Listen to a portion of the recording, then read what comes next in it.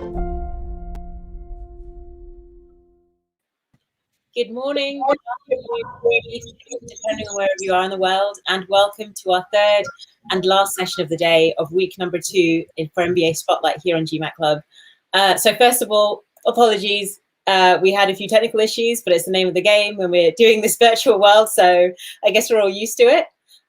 So I'm Linda, I'm one of the moderators here at GMAT Club. Hello again to those of you who are in the previous sessions, and for those of you who are dialing in for the first time, welcome to the session today with IESE giving a great presentation about the program on offer at the Business School.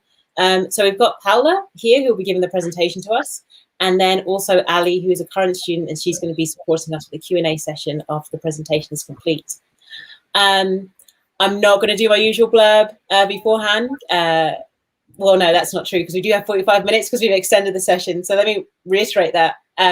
So apologies again, but we are going to be doing the full 45-minute session. So in terms of questions and in terms of content, you guys are still going to get the full 45 minutes to get your questions answered and to get the presentation from IESE, from both Paula and then the Q&A from Ali. So as I always say, please like and subscribe to the GMAT Club channel. It helps us to understand if we're doing well. If you don't like the video, you can thumbs down. It's okay, just as long as we can get some feedback, see how we're doing. And then in terms of the subscription to GMAT Club, it helps us to continue to deliver you guys with great content as you meander through the MBA application journey. Other things to note are we're still offering the free GMAT Club tests and quizzes. So if you apply in the link that's in the YouTube chat, a draw is going to be made at the end of the session. So if you want to be in for a chance to win one of these quizzes or tests, please enter via the link that's provided. Apart from that, I think I've rambled on enough, so I'm going to take this opportunity now to hand over to Paula, who's going to give us a presentation about the MBA program over at IESE. Thank you, Paula. Linda. I hope there are no thumbs down. That would make me sad. And I'm sorry for the delay. This was all my fault. I did have technical issues. So I'm just gonna share my screen, and where is it? And then if you could help me, if you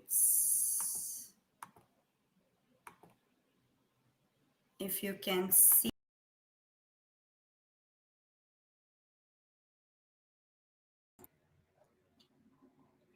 So we might have a few more technical glitches. I think we've just lost Paula. So if you guys bear with us, we'll just wait another few minutes and see if she can dial back into the session.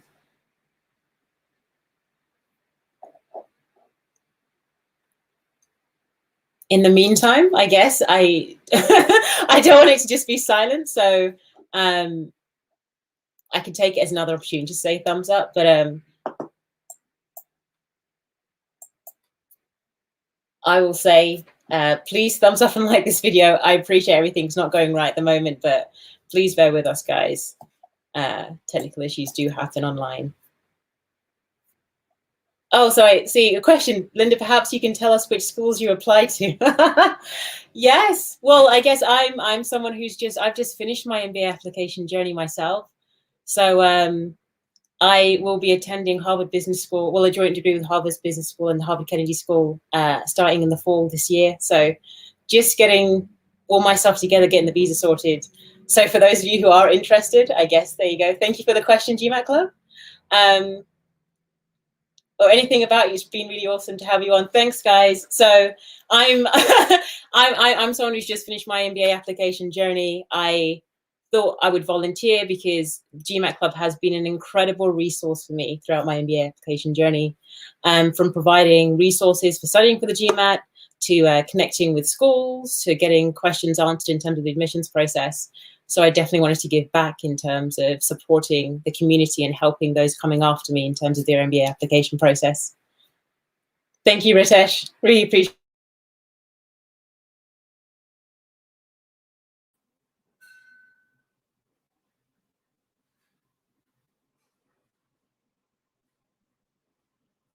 Appreciate it. Hey, Paula.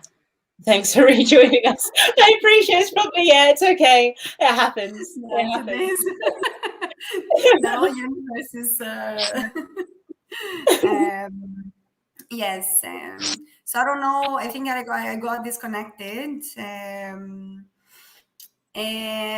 I don't know. Are we getting questions from the audience? Because then maybe if we just have Ellie answering questions and sharing a bit of her experience, can be a bit more trustful, and then I don't drop and I don't disrupt the flow of the conversation.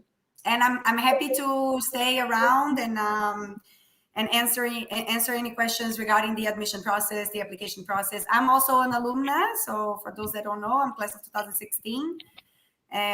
So if there's any questions for me as well, we can just do that. What do you think? Sounds good. And then Sounds I don't disrupt the process any longer. Okay, thanks for that, Paula. Okay, so let's readdress everything. So we'll start the presentation. We'll just go into a very kind of like organic and natural conversation with Paula and Ali. So I guess to kick us off, Ali, if you can just give, I guess, a description of how how you've experienced the MBA program at IESE, what's the experience been like, things that you would want people who are applying to the school to know whilst in the application process. Yeah, I'm more than happy to. And so for that, just to give you kind of a brief introduction of who I am, my name's Ali. I'm a first year at IESE. I'm just doing my summer internship at the moment. And I remember very vividly this time last year, deciding between LBS and IESE, which was like a horrible decision to be in because they're both great schools. And I think the thing that really stood out for me about IESE was its diversity. It's got an amazingly diverse pool of people that you're learning from and studying with every day, which I absolutely loved. In my team, for example, there's 10 of us and 9 from 9 different countries. So it's crazy diverse, and I've loved that aspect of IESE. I think the other thing was the case study method that IESE does is really phenomenal. You're just building off each other's ideas. You're not sitting in lectures all the time. And yeah, I think obviously it goes without saying Barcelona is the most amazing city. So in terms of the experience I've had here, it's been absolutely amazing. I mean, we've been very fortunate because we were one of the only schools that was doing in-person learning for the majority of last year. So that was another big reason why I'm very, very thankful that I was in Spain this year. But yeah, in terms of my experience, it's been very positive. I'm not sure if I'm capturing the entire bit of your question, Linda. So let me know if I've missed anything.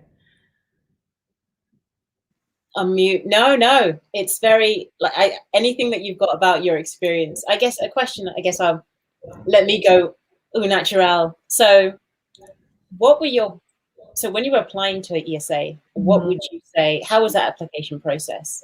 Like, how would you say the events were? What compelled you to choose IESE in the end over LBS, like you were discussing before? Yeah, so I mean, the main things that compelled me was around the diversity case method and just being in Barcelona because I'm from London. But in terms of the admissions process, I attended a lot of events for lots of different schools, which I would definitely encourage everyone to do because, it gives you a much better understanding of each school's benefits. And also you have the opportunity to talk to alumni, a lot of the time they're at the events. And so that was really helpful in shaping my decision. I think in terms of the admissions process, I definitely spent too long worrying about getting over 700 in the GMAT. That was a very, very big deal for me. And I didn't quite get there. And in hindsight, I shouldn't have worried as much as I did. Because I had a decent GMAT score, and I think the good thing about IESE and about other schools too is they look at the application very holistically. They look at who you are as an individual. They don't look at you as a score. And so I think I spent too long worrying about the GMAT, and I'm sure a lot of people that are in my class and LBS's class probably can relate to that. I think, yeah, in terms of the admissions process, what else would I say? I'm from Europe, so I had the opportunity to visit both schools. I guess within COVID times, it's very difficult to do so. And so all the more reason for you to really network properly with the admissions people, reach out to people on LinkedIn, whether alumni or current students, because those conversations I found really helpful. and just as insightful actually as talking to the admission staff about the school. If anything, it's I don't want to say this to Paula, like while you're here, but if anything, talking to the current students and alumni is almost that little bit better, because they give you the kind of unvarnished truth about everything. So I'd really recommend that. Yeah. Perfect. Thank you, Ali. I guess what we can do then is in kind of in lieu of the presentation, we can kind of like use you, Ali, as a way to kind of extract all the information about ESA that would have maybe been put in the presentation. So I guess the question that comes to mind is what was your highlight during this past year? What would you say in terms of organizations, activities, the community at ESA? Yeah, that's a tough question. There were lots of highlights. I guess the thing that stands out the most was the classes. Like some of the classes I took, we have the most amazing professors at ESA, and I remember coming in and looking at some of the courses and thinking, I'm not actually going to love these as much as I love other courses. But my favorite course of the year by far was one called Capital Markets, which was led by this guy, Miguel Anton, and he was an amazing professor. And just being within a classroom, knowing that the vast majority of MBA schools were doing everything online, and being able to be led by such an amazing professor, and being able to just appreciate all the insights from people from completely different parts of the world within the case discussions was a highlight. I'd like to say that social activities were also a highlight, but obviously we're living in COVID times, and so that experience was a little hampered for my year group. But I'm sure next year there's going to be much more of those highlights for us, hopefully. I guess another question to kind of, oh, sorry, Paula. Did you want to chip in with something? I just wanted to get some hook and then maybe ask Ellie, because I think that one of the highlights of ESA is the fact that we use the case methodology, right? And I think that especially being in an environment that is so diverse as ESA is, where you have people coming not only from different nationalities or countries, but also different backgrounds, right? So I wanted to ask Ellie to tell us a little bit about the case experience, and also to explain maybe to the audience how it is to be in a case-based environment. Yeah. Okay. So in terms of how it works, just to kind of give you guys a bit of an overview, you're put in teams. You're put in the same team throughout the whole year at ESA. Typically teams of anywhere between 8 and 10 people, and with that team, every day you have to look at 3 cases, Monday to Friday. So 15 cases in total throughout the week, and those cases could be based on anything from marketing to operations strategy to financial accounting. And then you have to prepare those cases in advance of the class. And then you go into the class, and if a professor you discuss the case, and the professor is the one that facilitates the discussion.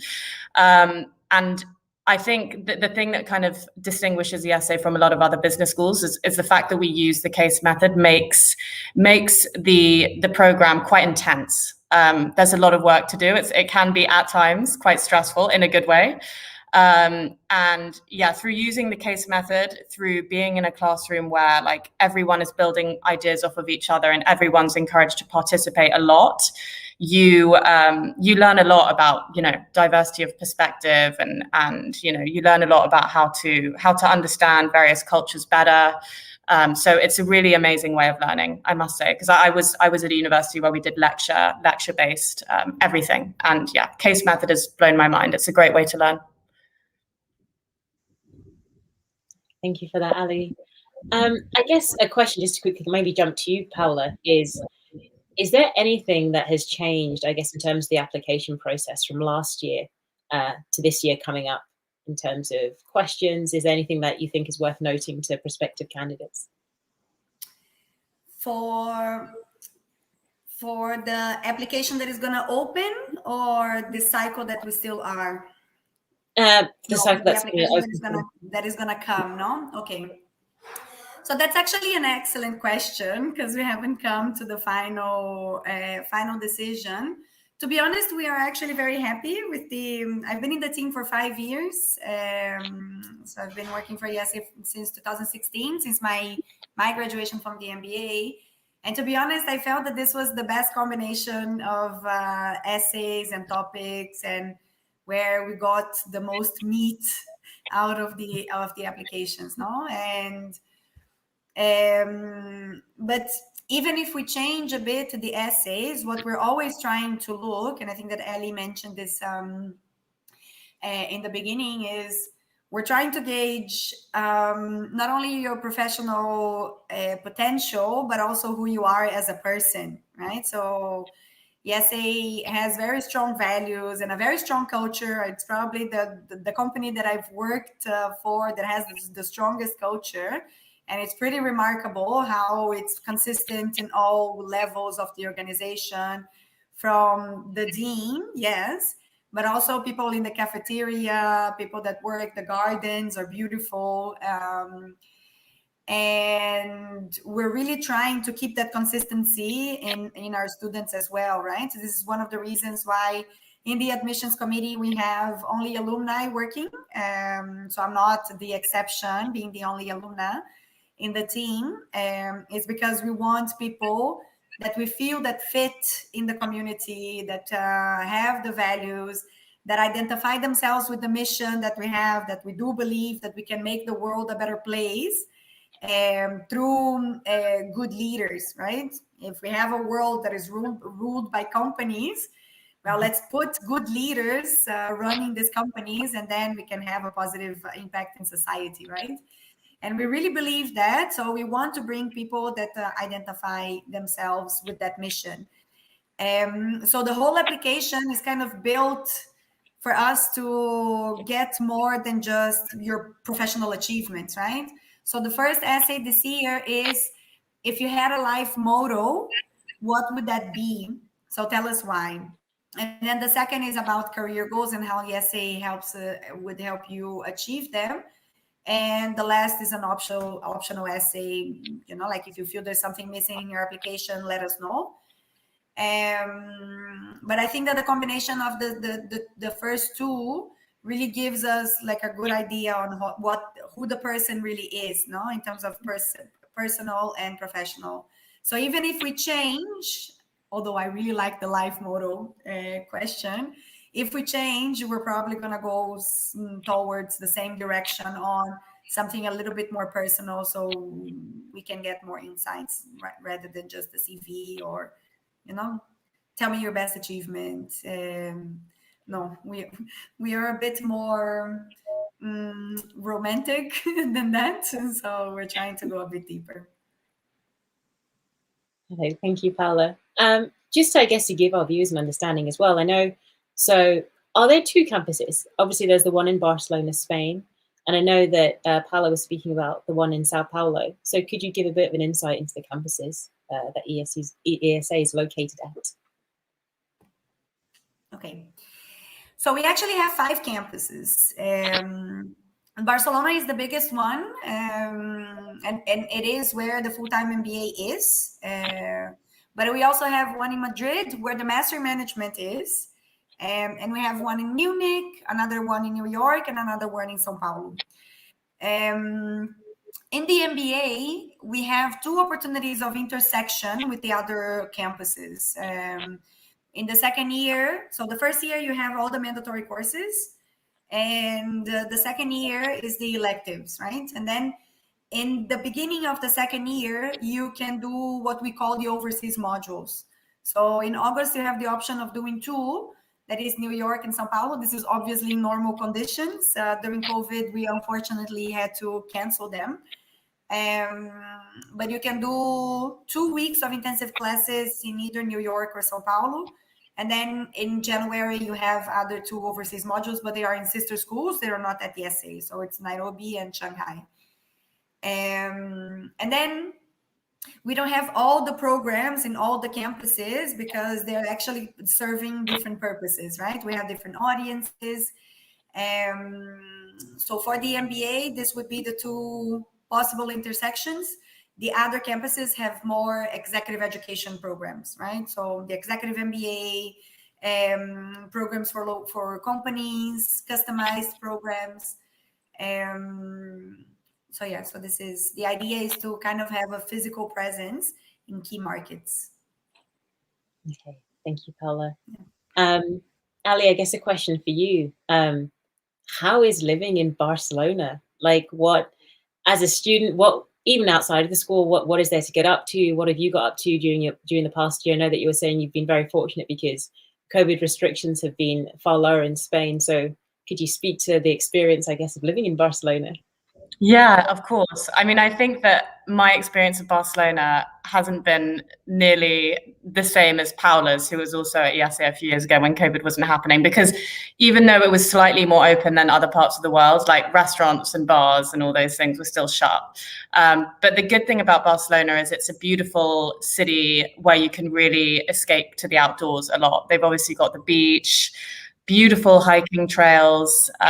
So we kept busy doing a lot of that this year. But I mean, now that Barcelona is opening up a bit more, I would say it's got an amazing music scene, which is a lot of fun for MBA students. It's got amazing restaurants, bars, which are much cheaper than other, massive capital cities in Europe like London and Paris, which I'm hoping to take advantage of next year when everyone comes back from their internships. But yeah, it's. I mean, the weather obviously is like the big selling point. I came from London where it rains like 75% of the time, and in Barcelona it's sunny all the time. I mean, I'm looking out my window and it's beautiful sunshine, so I really can't complain. Even with COVID, I can't complain. It's beautiful here. Yeah. And it's also cheap if you compare with other cities in Europe, right? So we have all that, and for a very, very reasonable price. So for those, when I was an MBA, I was on a budget, so I didn't have a lot, and I could still spend a month with 1,000 euros, no, like paying rent, doing small trips, and living life in Barcelona. So I think it's nice because it can accommodate different lifestyle. If you want to spend a lot of money, you can. But also if you're on a budget and you don't want to spend that much, the city also accommodates, right? As Ellie was saying, there's a lot that goes on in the outdoors and nature, and a lot of museums, and cultural life in Barcelona is really nice. Thanks, Paula. So I'm going to start incorporating the questions that we're getting through YouTube and the pre-submitted questions in GMAT Club. But as always, feel free to obviously add your own personal insights if you feel it's something that's going to be really cool, that's slightly tangentially related to the question. We want to give the viewers as much information as possible when applying to the program. So I'll start with the pre-submitted questions. So this has been a question that we've been getting across the board. And it's about if there is any difference between admissions chance when it comes to applications made in round 1 versus round 2. And a question to, was it historically better to apply in round 1, and is that still the case at the moment? Okay, so I guess this is more to me. It's better to apply earlier than later. It's always better to apply earlier. Huh? Like, I think that this is the kind of the bottom line. However, I think it's actually better to apply when you have the best application, right? I don't think that, especially between round 1 and round 2, to be very honest, we peak on round 2. So round 1, usually, like if you apply, it's going to be nice because it's less people applying. You're probably going to have a better service from the admissions team. But I think that in terms of round 2, because we peak on round 2, if you're applying round 2, I think it's still okay, right? If I wouldn't rush to applying round 1 if you're not going to have an amazing application that you could have in round 2, right? I think that it's true that every round we are poorer in terms of scholarships, right? So in the beginning of the year, the admissions committee is feeling very rich, and scholarships tend to be a bit fatter. And then as we progress, we feel poorer and poorer, and then the scholarships tend to decrease a bit the size, right? So I feel that this would be the biggest, but we still have a lot of money for round 2 as well. So again, I wouldn't rush to apply in round 1 if you're going to be better in round 2, maybe with a better GMAT, with better essays. So I wouldn't rush, to be honest. Thanks, Paula. So another question. What would you say is the best way to prepare for interviews if a candidate were to be selected? I guess I can go to both of you. Want to take this one? I don't know if you had any insights on how you prepared or you didn't. No, I definitely prepared. I probably over-prepared. I think it's important not to prepare too much because you can come across quite rehearsed and the interviewer will know it in a second. But in terms of how I prepared, I think I just thought, what are the obvious questions that they're, likely going to ask me about my professional experience, why it is that I chose the career path I did outside of university when I finished university. But I think obviously the most important thing to prepare is like, why IESE? Why are you so compelled to apply to this school over other schools? And what is it that you can really bring to the table as an applicant that makes you different, that makes you stand out? And a lot of the time, I think that the answer has less to do with, what you did professionally and more like who you are as a person. That's what Paula and the others are looking to find out. Not, how many years did you work in consulting, but like, what kind of person are you? What motivates you? What kind of leader do you want to be? Those kind of more soft questions, I think, are very important to prepare. But that's just my assumption. So Paula, you can definitely jump in and tell me, the real answer. Yeah, no, that's perfect, actually. And I agree with everything that you said. I think that it's very important. I know that sometimes the walk me through your CV can be a kind of like a repetitive question, but a lot of what we are looking is to understand your career path, to understand your motivations from changing from one job to another, right?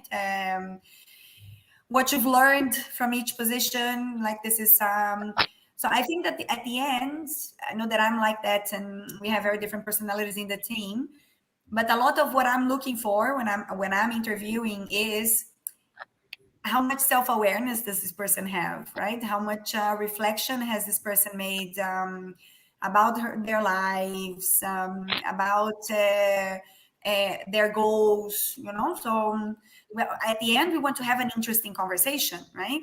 What's in the person that is interviewing is, would I like to have this person in my team? So I think it's important to have all your motivations, reflect, and be interesting at the end, right? Because again, we are admitting people. We're not admitting just CVs. So we want, we want to get to know you. As Ellie said, like being too robotic is not good either. But like some sort of like a nice level of professionalism is always welcome, right? So it's important to be prepared. Knowing the school is a huge plus, to be honest. We are all IESE. We all believe that IESE is the best school in the world. So coming to the interview, not knowing IESE very well is a personal offense. So, so it's nice to be well prepared on IESE as well, right? And then talking to students, alumni, I think it's always the best way to get ready. Thank you for that insight, Paula. So the next question, I guess, it's something that you touched on before, Ali, and it was regarding the case method. So the question is about how IESE seems to put a stronger focus on the case method compared to other European schools. And I know that you are currently doing an internship that isn't linked to consulting. So I think it would be great for you to speak to how, I know you said that the case method is a great way to learn, but what skills are developed with the case method that have helped you so far in your summer internship? And how do you see the case method way of learning helping you further afield as you progress throughout your career? Yeah, I think the first thing I thought when I saw this question is I think I'm good. I'm well placed to answer it because I did used to work in consulting. So I came from a consulting background into IESE, and now I want to move more into the kind of tech startup field. And I think if you compare more like lecture-based learning with case study method, it's a lot better if you want to go into consulting to learn more from a case study method perspective, just because you as a consultant, you're paid to give your opinion. That's essentially your overarching job. And I think what the case study method allows you to do and allows you to develop as an individual is really like refine your arguments, number one, but also number two, not be afraid to give your opinion.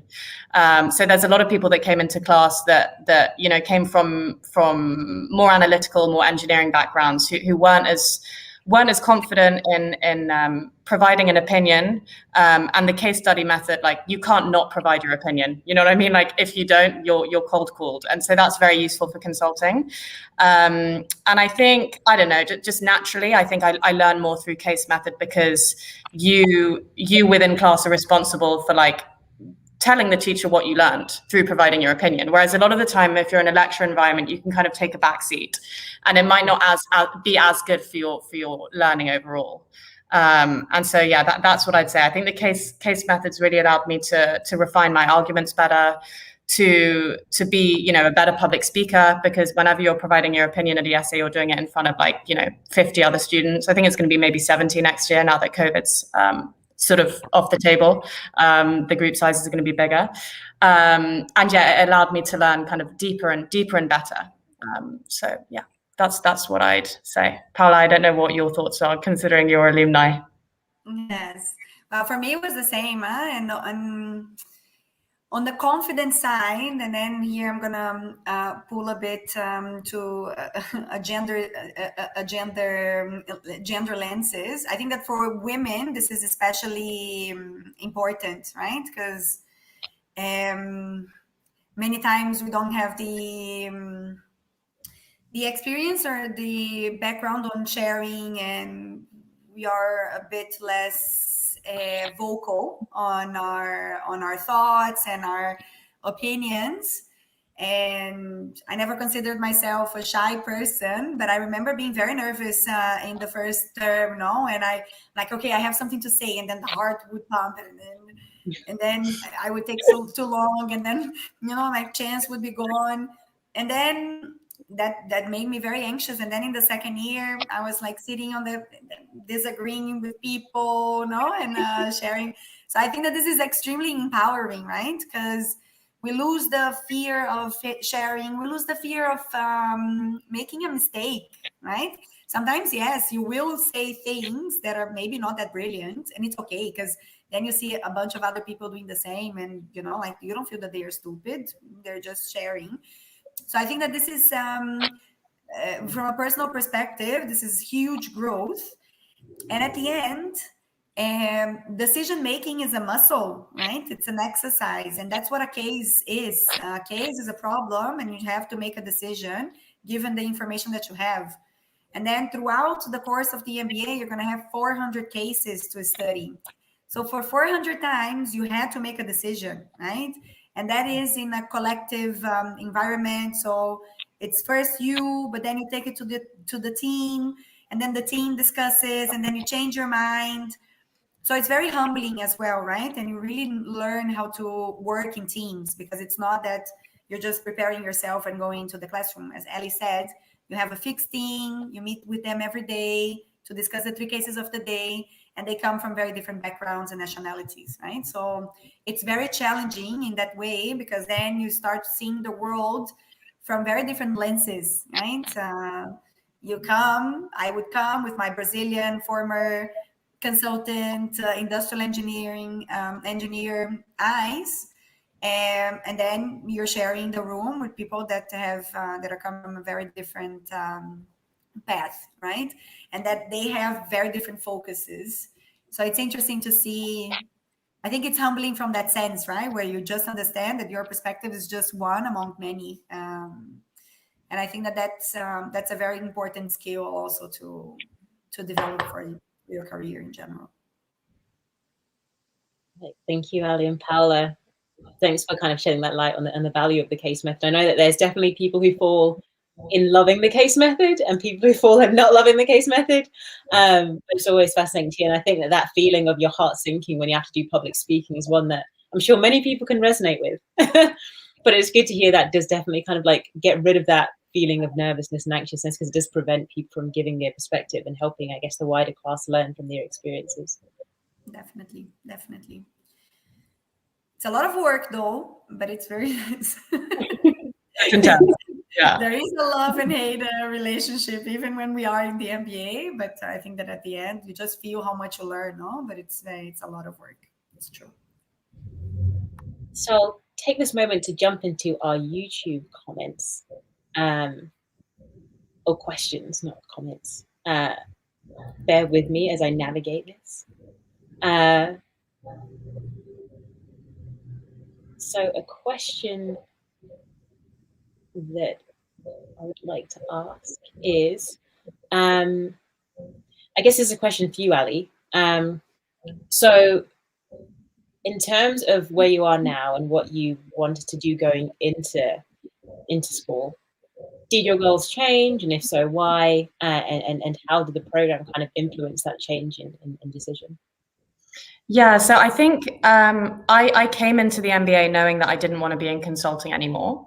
And I also didn't want to be an IB. And there's a lot of people that go into IESE and other business schools that want to do those two tracks. I was always quite focused in terms of wanting to work within tech, ideally for a startup.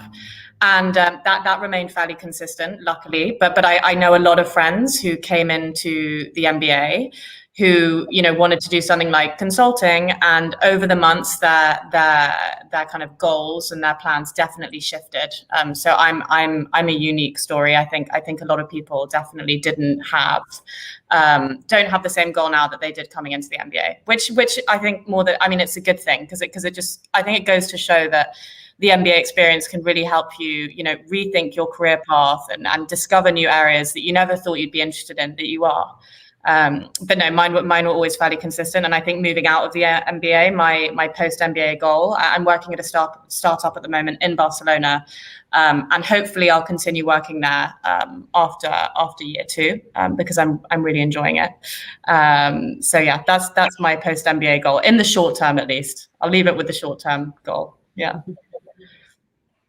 Thank you. Paula, I guess being through it yourself as well, do you have anything you want to add on that front?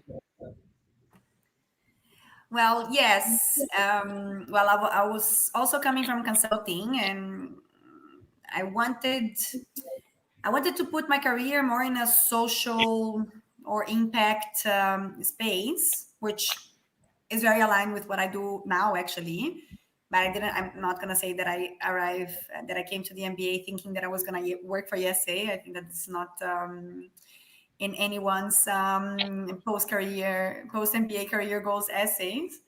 But my first year was completely chaotic. Like, I wanted to responsible business, social impact, everything is very broad, no? And the thing about the MBA is that it's a highly stimulating environment, right? So it's like you're a child in an amusement park, right? Everything just looks so exciting, but it's also very easy to lose focus. So it's nice to have some sort of flexibility, but if you are too open, you just lose focus. And then if you lose focus, you lose competitiveness, right? Because then you don't go that much into detail in the industries or companies that you're interested in, and then you're superficial in the interviews, right? Which I think it was a lot what happened to me in the first year. Like, I came, like, impact companies were not really recruiting in the beginning of the cycle. So I just applied to all the consulting firms. I applied to Amazon. I applied to American Express. I was all over the place. And then you just spread yourself too thin, right? And you don't really engage. And it can be very competitive. So, like, it's normal to change. But if I could give myself and others an advice, is do like a good research before arriving, right? Talk to people, try to at least have some sort of short list on where you want to go. Because if you think that you're going to have 19 months to sort out your life, you won't, right? The recruiting train goes by very fast, right? In October, November, people are already applying to consulting and banking. And then Amazon and all the big companies that have usually rotational programs are right after. So you don't have time to reflect on what you want for your life throughout the 19 months, right? So the most you can move it earlier, I would suggest? Thank you. We'll take another question from YouTube. So Rahul asked a question, and I think it's coming from the space of being a more mature applicant. Having experience of more than 13 plus years in the IT industry and being in the age bracket of 35 plus, will it be a drawback for his application to ESA? Okay, I'm gonna take that. It can be tricky, Rahul, I'm not gonna lie. The thing is, especially, I think that there are two aspects of the more senior people coming to the MBA. One is careers, right? Because if you are like the recruiting companies that come to campus, they have this standard profile that they have in mind that they are looking to recruit, right? So they have the 29, 30 years old, 5, 6 years of work experience. And then you're going to have specific MBA positions for these people, right? If you are more experienced, then maybe the positions that these companies are going to have are not suited for you. And that can be frustrating, right? And then you're going to say, I pay 90,000 euros to get a good job after, but none of the companies that come on campus are going to recruit me. And this is true, right? It can be true. You can be an exception, but I would say that the more experienced people should come with the mindset. There are a lot of the job search will be autonomous, right? We'll give you the tools, you'll have the network, but a lot of the groundwork, you'll have to do it yourself, right? Because the positions that we'll have in our internal portal will probably not be for you. So this is the one point that can cause frustration. The second one is that you're going to be sharing the room with younger people. So if you're 35 or even older, you can have people that are going to be 10 years younger than you, right? And that can also be frustrating. And then we have a lot of people that say, no, it's okay.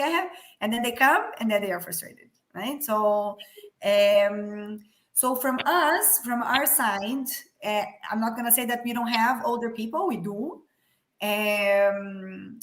But we want to make sure that the person is aligned and that you have a plan on where you plan to go after the MBA.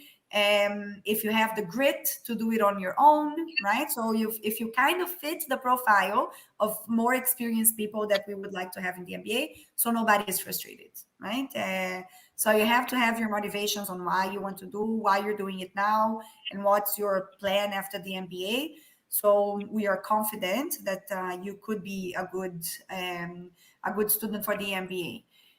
Otherwise, maybe a more senior program, right? We do have programs for people that are in that moment, right? Either the executive MBA or the global executive MBA, right? Which is a hybrid program that has been hybrid forever. So it's not COVID that made it hybrid.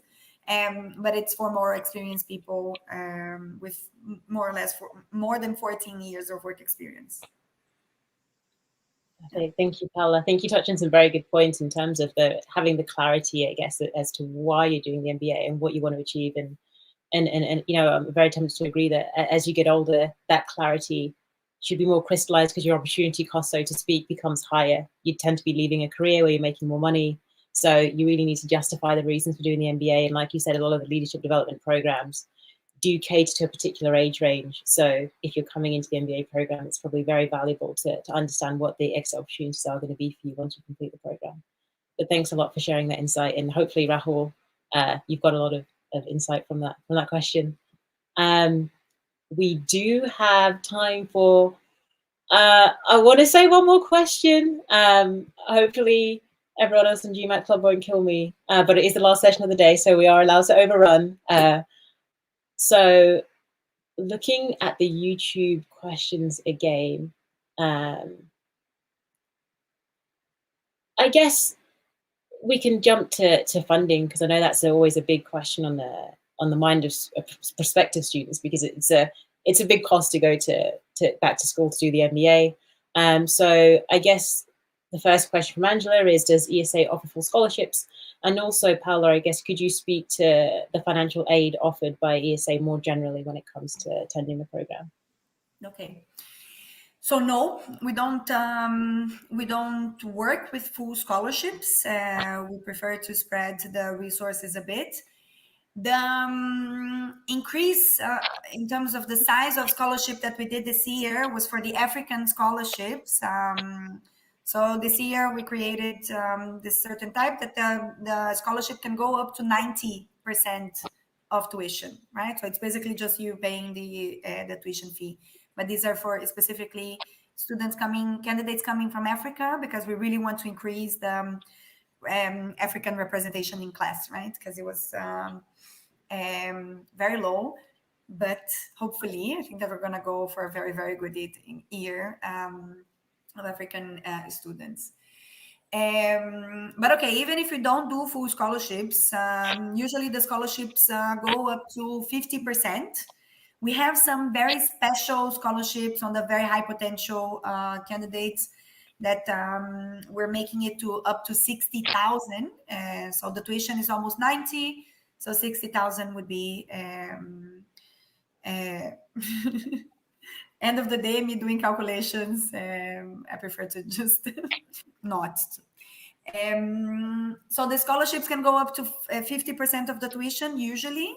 For you to apply, it's just an extra essay, which is usually a very nice essay to read as well, on how do you plan to finance your MBA and why do you think you deserve a scholarship.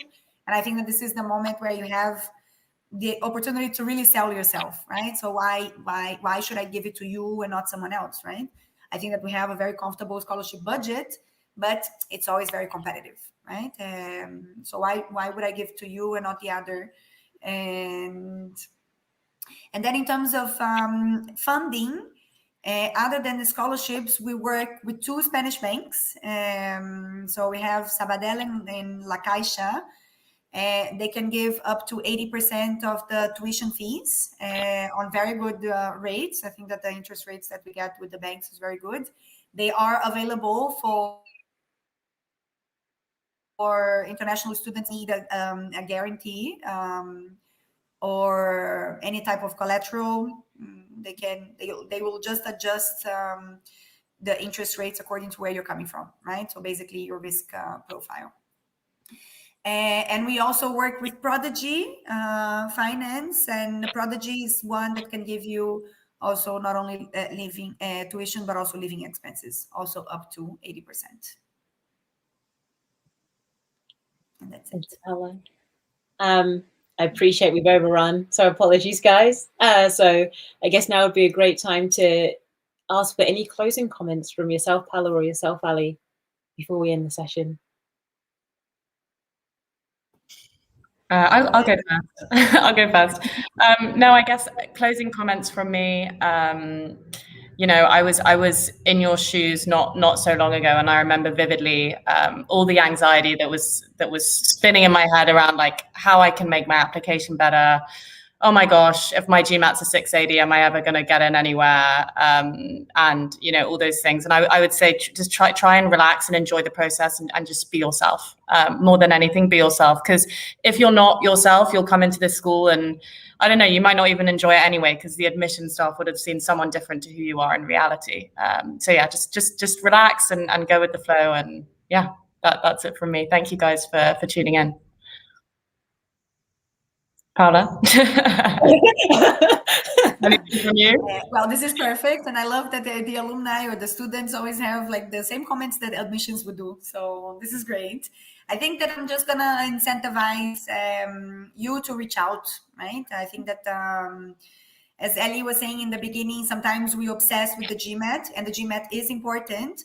But I say it from my own experience. I think I spent too much time in the GMAT and too little time researching the schools.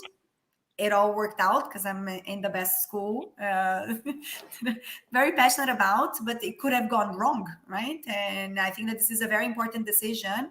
So doing a thorough research, reaching out, finding the good fit for you too is important, right? So students, alumni, and eventually the admissions team are great sources. And we are a very high touch team. So if you reach out, there will be answers and we will be able to assist you. And we've all been in your shoes, so we're very empathetic with that moment as well, and we're very willing to help out. Thanks, Yes. Paula. So thank you for the presence, the attention. Sorry for the delay, Linda and No audience problem. today.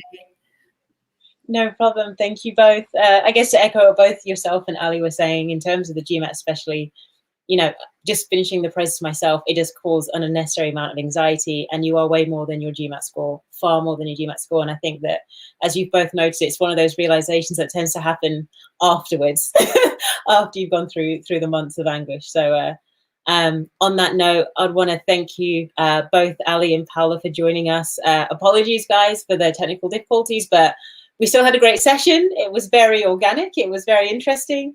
And I hope you guys got the most out of it. If there's any questions that you guys still have that we weren't able to answer, because I know there were a few, I guess, Paula, is there a way to contact yourself, or Ali, a way to contact yourself, or are people best dialing into some of the schools' webinars and Q&A sessions that will be held separately to this?